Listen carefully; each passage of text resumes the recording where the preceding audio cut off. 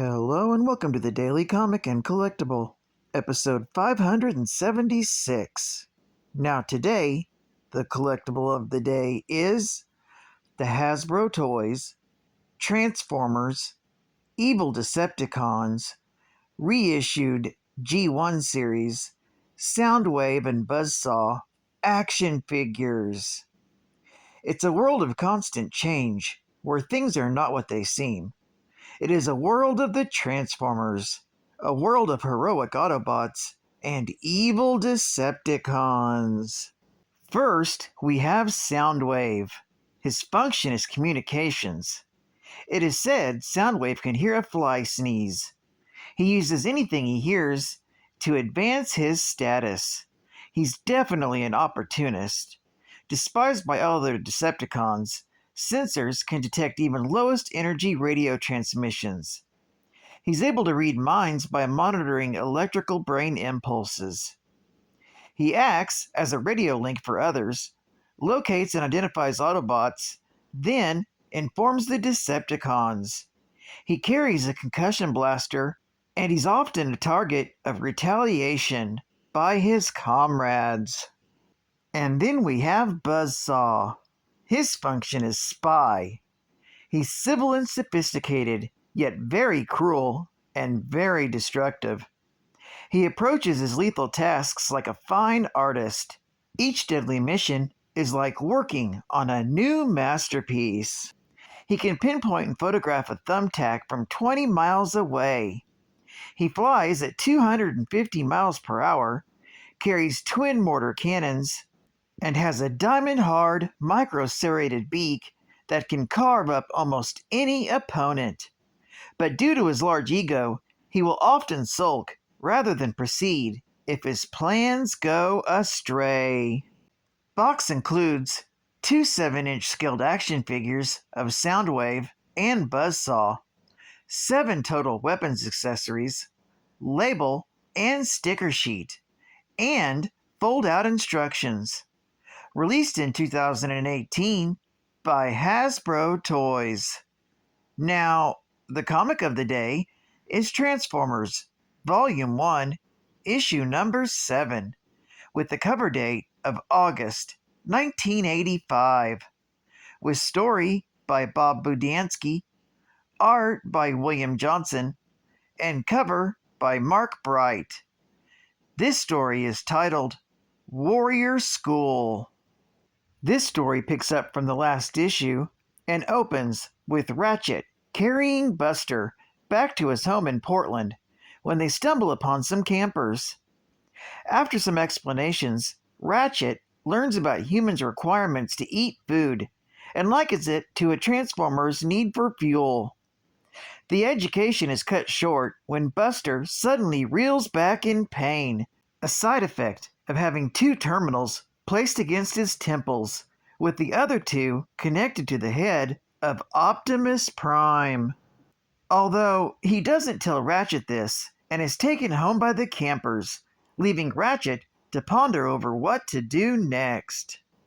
Elsewhere in the city, at J.B. Blackrock's aerospace plant, one of the workers finds a tape deck and brings it into the building, unaware that it's really the Decepticon Soundwave smuggling himself into the building.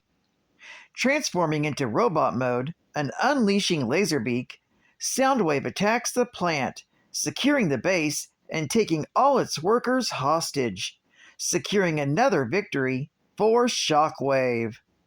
When news of this reaches J.B. Blackrock, he's angered even more. He then pays a visit to his employee, Josie Beller, who was injured during the Decepticons' attack of his oil drilling platform. He learns that Josie was suffering severe nerve damage and only has slight movement of her right hand. In order to hopefully compensate for this, Blackrock has agreed to pay for her medical expenses and fits a room with a miniature and fully automated assembly line so that she can continue her innovative work despite her handicap. Before leaving, Blackrock vows to stop the robots that have invaded his property. Josie also has the same idea. Meanwhile, back at the Ark, Ratchet sneaks in and begins to snoop around to see if Buster's claims were true. And sure enough, he finds the Autobots all deactivated and strung from the roof, except for Optimus Prime, whose head has been removed from his body and kept alive to utilize the creation matrix. Prime tells Ratchet that he is the Autobots' only hope. However, Ratchet lacks the confidence because he's simply a doctor. However, Prime tells him he needs to think like a warrior.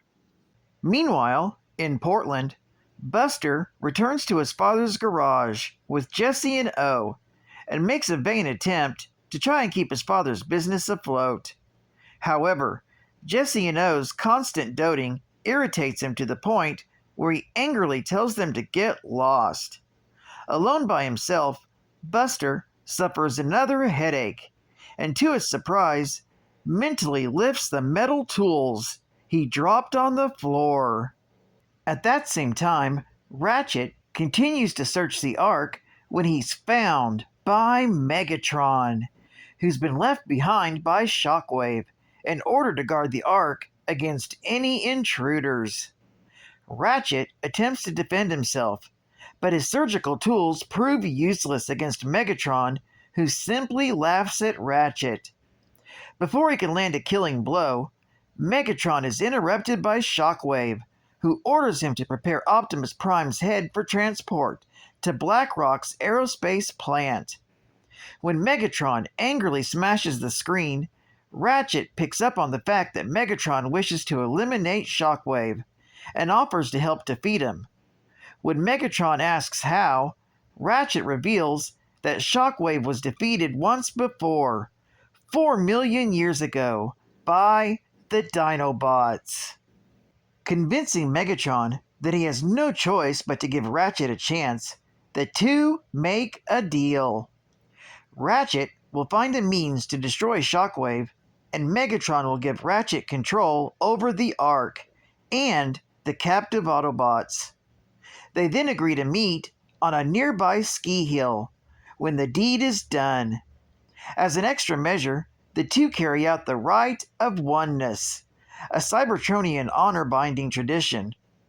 Megatron gloats that if Ratchet succeeds, he gets his leadership of the Decepticons back. If Ratchet fails, the Autobots will all be destroyed.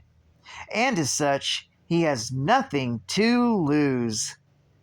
This story is continued in the Transformers, issue number 8. Geek Fact: in the Transformers universe, the Matrix of Leadership and the Creation Matrix are often used interchangeably, but there are some differences depending on the continuity. In some storylines, the Matrix of Leadership is the talisman of great power and wisdom, passed down from Autobot leader to Autobot leader. It is often associated with the wisdom of previous leaders and the ability to unlock the full potential of a Transformer. On the other hand, the Creation Matrix is sometimes depicted as a separate artifact that is responsible for the creation of Transformers' lives. It is often associated with Primus, the creator god of the Transformers. However, it's important to note that the exact nature and abilities of these artifacts vary depending on the specific Transformer storyline or continuity. Bonus Geek Fact: Ratchet is a Cybertronian extraterrestrial species, a synergistic blend of biological evolution and technological engineering. He's one of the Autobots and is their chief medic. His vehicle mode is an ambulance, named after Nurse Ratchet by writer Bob Budiansky, who originally intended the character to be a female, an idea rejected by Hasbro. Ratchet is well remembered by fans of the original comic series, in which he played a major role. Ratchet would transform into an ambulance, cargo van type, and was colored white with red stripes and emergency lights. Ratchet actually had 2 robot modes, though only one was usually seen in the comic run and the television cartoon. But the Ratchet toy also transformed into the second form. Ratchet was one of the original and the longest lived of all Transformers in the Marvel Transformers comic series. Often a fan favorite, he was a healer first, but a soldier nonetheless. His courage and loyalty are demonstrated time and time again. Advertising ad facts. Gadget. Translation. My friend back home said he'd trade me his cloud skates for these. Aha! His friend will give anything to get the out-of-the-world peanut butter taste of Reese's Pieces. Aren't you glad you live where you can get them anywhere? Bonkers! Fruit candy bonks you out of this world with a robot watch. The Bonkers Robot Watch is 2 kinds of space-age fun. On your wrist, it's a digital watch. Off the strap, it transforms into a robot. You can get it from Bonkers. The fruit candy that comes in 4 out-of-this-world flavors. Strawberry, grape, orange, and new watermelon. Get it today.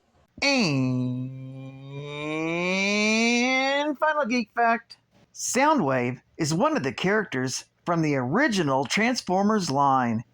His alternate mode is a micro cassette recorder, and he has a distinctive monotone, computerized voice. Soundwave is able to detect and jam transmissions across the entire energy spectrum, a talent that makes him suited for his position as Decepticon Communications Officer. Additionally, he has a photographic memory on account of the data storage capacity of the magnetic discs in his chest compartment.